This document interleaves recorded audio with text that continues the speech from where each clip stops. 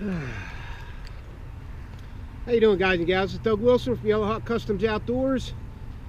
Zach and I are outside today. It's a pretty decent day here in Pennsylvania, and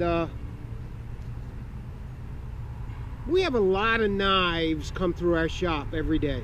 Okay, week after week, month after month, year after year, and sometimes I get to play with some of these knives with the client's permission. And we're going to show some knives today. These are Knives-Wallace knives from Wallace Edge Tools. And in my opinion, over years of knife use, spending time in the bush, being in the military, using knives every day, and we're very fortunate to be able to, see and use a plethora of different knives in what we do here at Yellow Hawk Customs Outdoors. So today I think you're going to want to stick around for this video, and you're going to see why. We'll be back in a minute.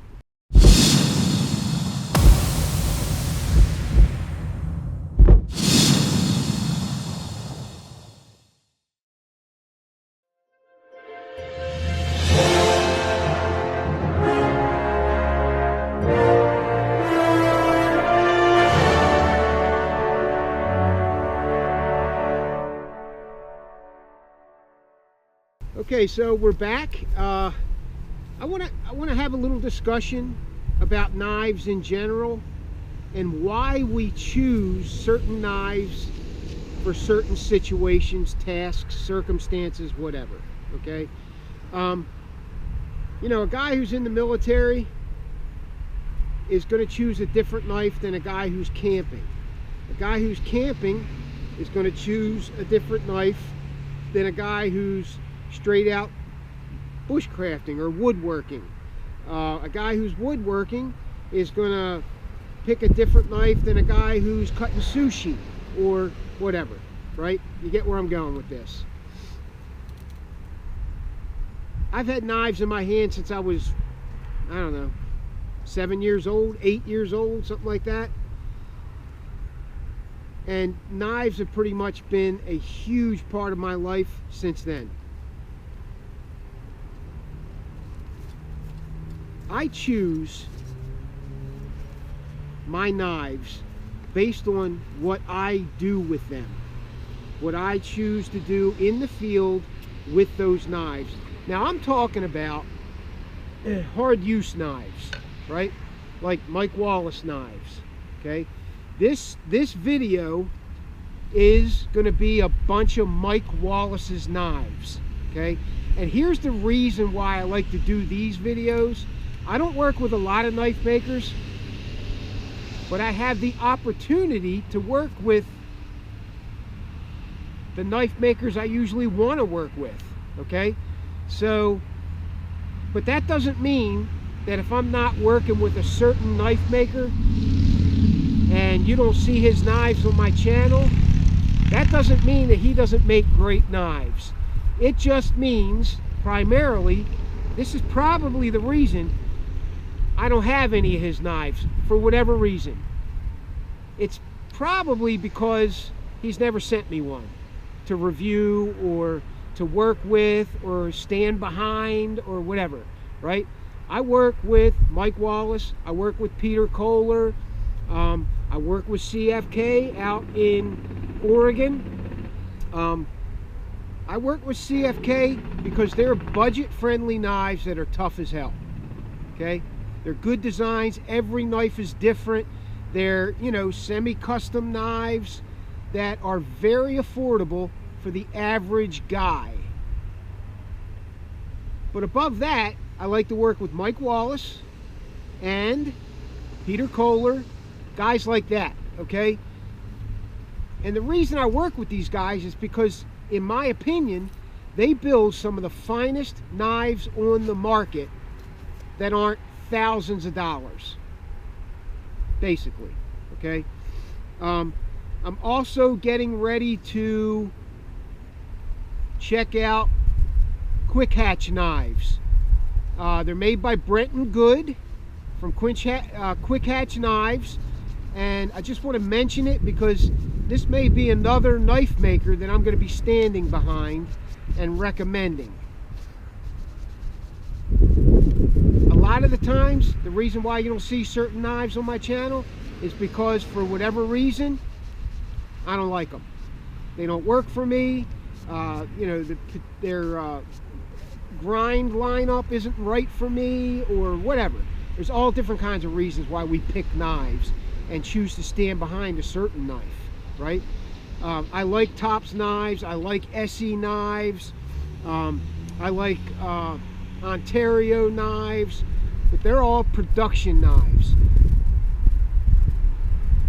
If I'm going to put my life, if I'm going to bet my life on a knife, you can bet your ass that it's going to be something I know and know well and believe works and works well in the field.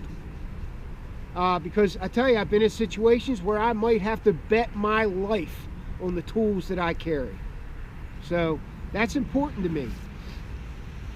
So let's get to it. I'm going to show you some of these knives first, and then we're going to do a little chopping test with some bigger knives that Mike Wallace builds. Now, I want to reiterate, I'm not bashing on any knife maker out there. I don't want to hurt anybody's feelings by choosing the knives that I choose, but I will say this: every day is a different day here at Yellowhawk Customs Outdoors. Every day is a different day. There may be a knife maker that pops up next week that I'm impressed with, that eventually I'll stand behind. But I can't stand behind a knife or a knife maker whose knives that I do not own, that I do not have experience with, right? So, like I said, we have a lot of knives come through this shop, and occasionally I'll ask a client if I can work with his knife, and you know, for whatever reason, if I work with it and I don't like it, it never sees the front of a camera, right? It never sees a video because it's just not for me, right? This little woodworker, well, there's the Delta Whiskey Backcountry. This is my design, built by Mike Wallace. Mike had a lot to do with the handle design on this as well, okay? But this knife right here that I got from my buddy Bob Bieschke, my best friend, greatest guy in the world, knows a shitload about knives, and I tell you what, he's one of those guys that's going to give you the truth whether you get butt hurt over it or not, okay? He's a truthful guy when it comes to gear, knives, everything, right? Okay, so I got this from him. I traded him Jacare Pucco 110 from Verustaleka. This is a Kellum. It's just a basic Kellum woodworker, Pucco style. This is one of my favorite smaller woodworking knives. It's got a delicate edge, traditional Scandi grind, which I have put a stronger Scandi grind on it for what I like to do with these knives. But this is an excellent small woodworking knife. It's light, it's tough, but I'm not going to go batoning heavy wood with this. I'm not going to go chopping with it.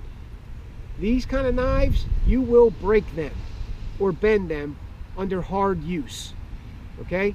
It's not intended for hard use. So I choose a knife like this for hard use.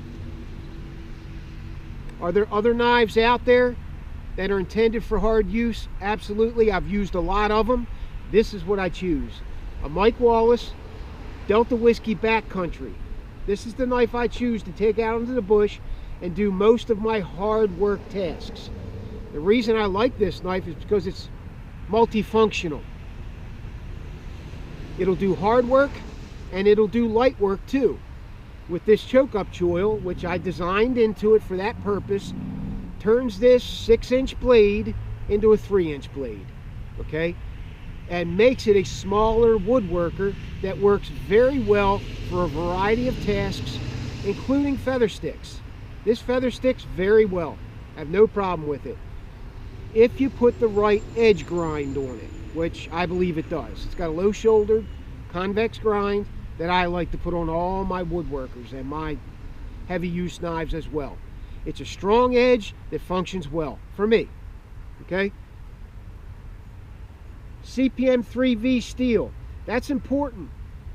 Mike Wallace builds all of his knives out of CPM 154 or CPM 3V. One of those two.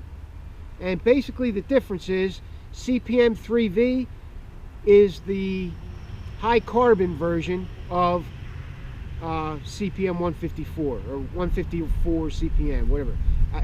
Some people call it different things, okay? So the steels of my knives absolutely matter to me. Absolutely. And I choose across the board CPM 3V. That's my #1 steel. Are there better steels? Maybe. Maybe. A lot more expensive in a lot of cases. But this is the one I choose. Okay. So let me put this down. We're going to show you some of these knives real quick. I got to get comfortable, man. Okay. So let me take this Baldric system off. I'm going to start with these two, okay? This knife here, this is a sheath that Zach built, right, for the BMF, okay? This, technically it's my design, but this knife has a predecessor. It was called the BMF 2, and I had them made out of 01 tool steel a while back. They're all gone, okay, and I'm probably not going to have any more of those made. Mike Wallace and I redesigned that BMF 2, and this is what we came up with. It's a French trapper design, right, highly modified from the original traditional French trappers, with G10 scales, CPM 3V steel, and a unique blade geometry that has a continuous belly from back here at the hilt all the way to the tip of the knife. That stuff you see on it is frog lube. This belongs to a guy who lives in South America. We're getting ready to build, like, I don't know, 20 different sheath systems for this guy, right? And he bought some of these.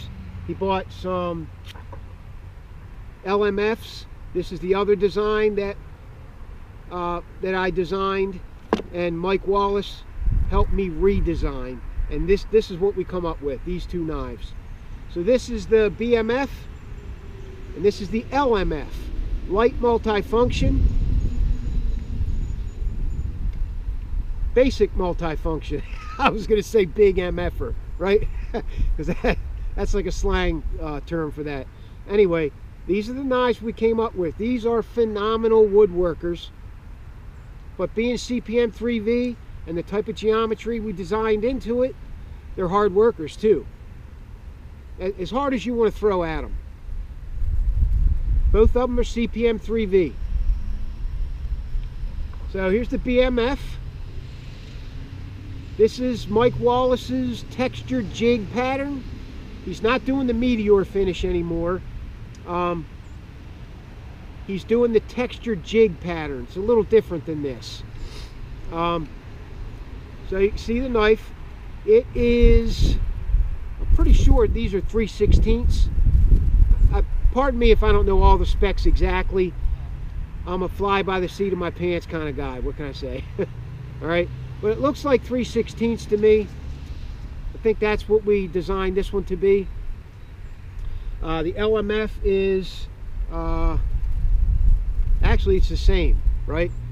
This looks like 3/16. You know what, let me check on that. I'll put it in the description box below, or I'll put a note in there as to what the thickness is of the steel. Could be 5/32, right? It's hard to tell sometimes when you don't have something to compare it to. So that's the BMF. They do come with a high saber grind. I think he can do a scaber grind as well, make it a little lower for you if you want that. But in my opinion, the cutting ability of any knife comes from the edge. If you put the right edge on any grind, any main grind, you're going to get high performance out of it. If that's what you're looking for, high performance. Some guys don't want high performance out of their knives. They want so-so performance across the board in several different areas. Okay? Pass-through compression pins. These happen to be copper. All right, there's the BMF.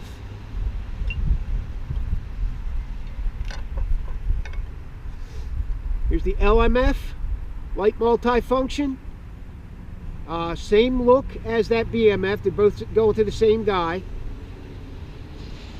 CPM 3V, high Scandi grind.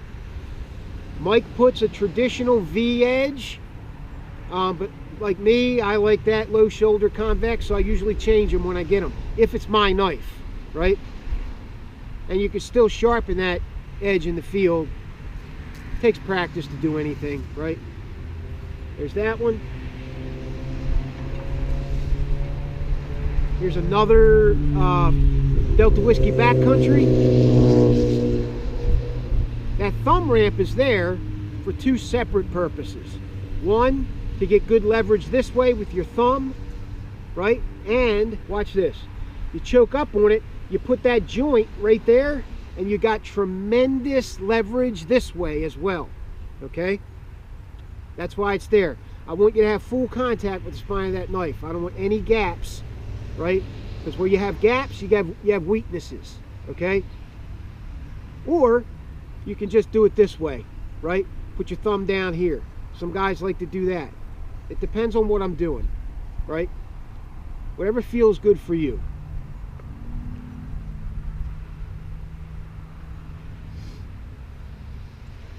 Okay, here's a gigantic buoy. We're getting ready to do a chop test with this. Not a test. It's not going to be a test. It's just going to be a chop fest, right? We're just going to do some chopping. This one belongs to Jeff Luca. Jeff Luca. It's a Mike Wallace honkin' buoy. This thing is a beast. It's a beast.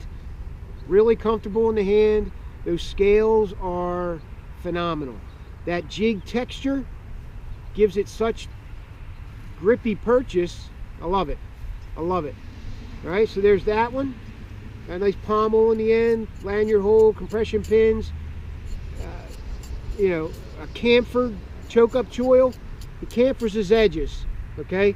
So that there is no fatigue there. It just isn't there, okay? When I'm working out in the field with a knife, doing hard work, I got gloves on. Gloves.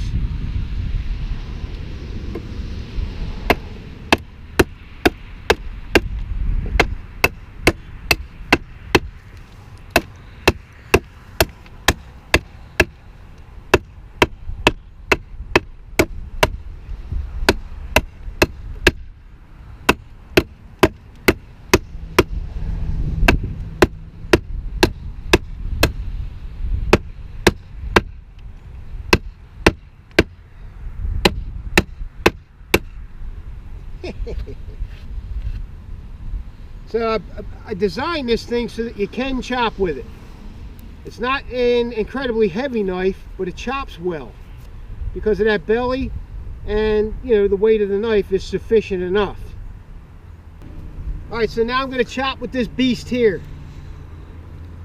Now this, one of the intended purposes for this could be you got to chop with it.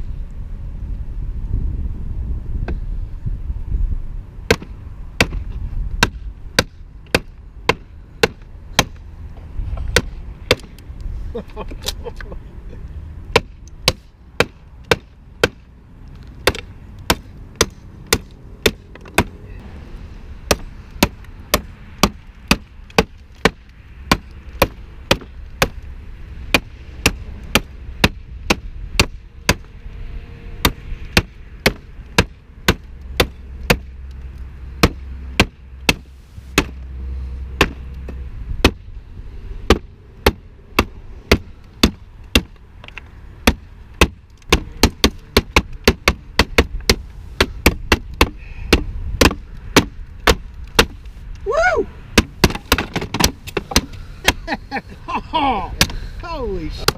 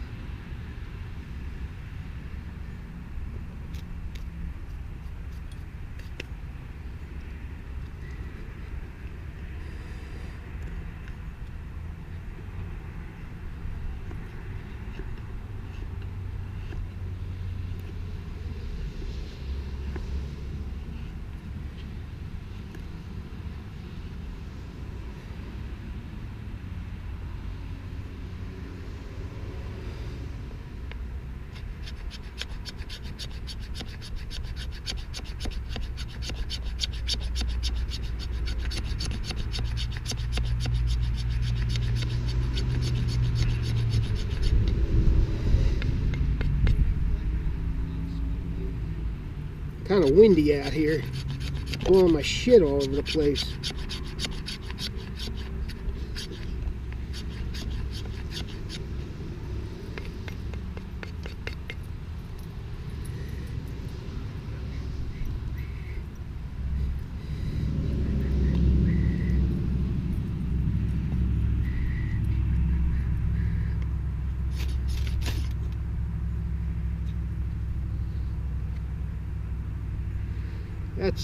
That's fat wood. That's one of my go-to tinders.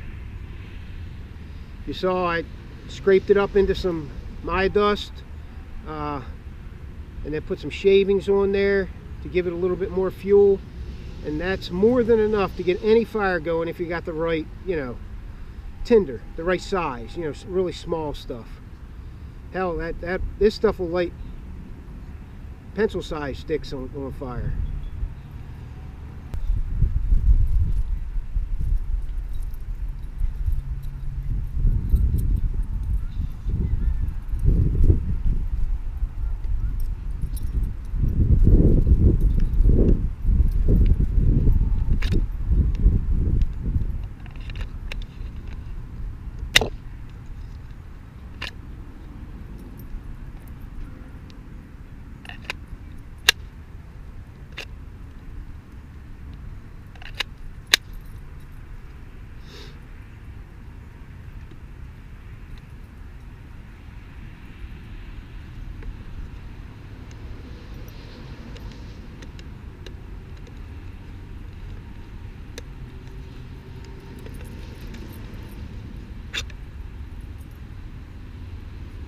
This is the Tops Outpost Command. It's pretty much the only knife out here that's not a Knives-Wallace. Pretty neat looking.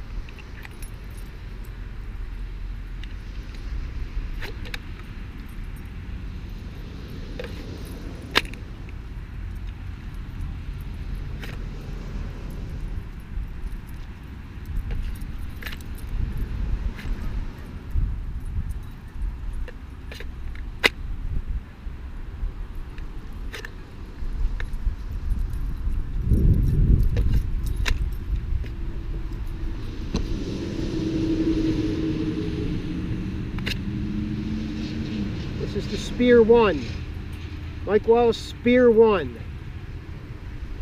Now he can modify these any way you want.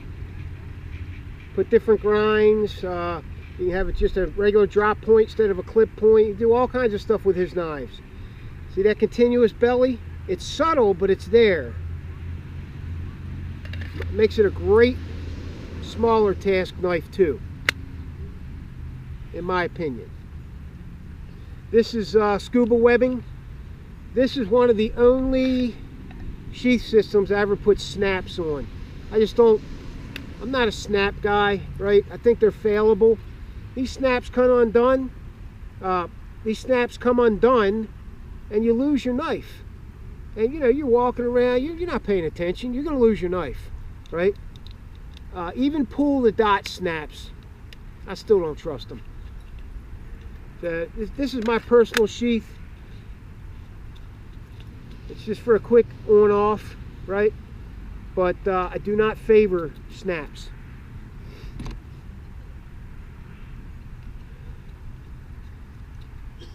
This is my personal LMF, my personal one.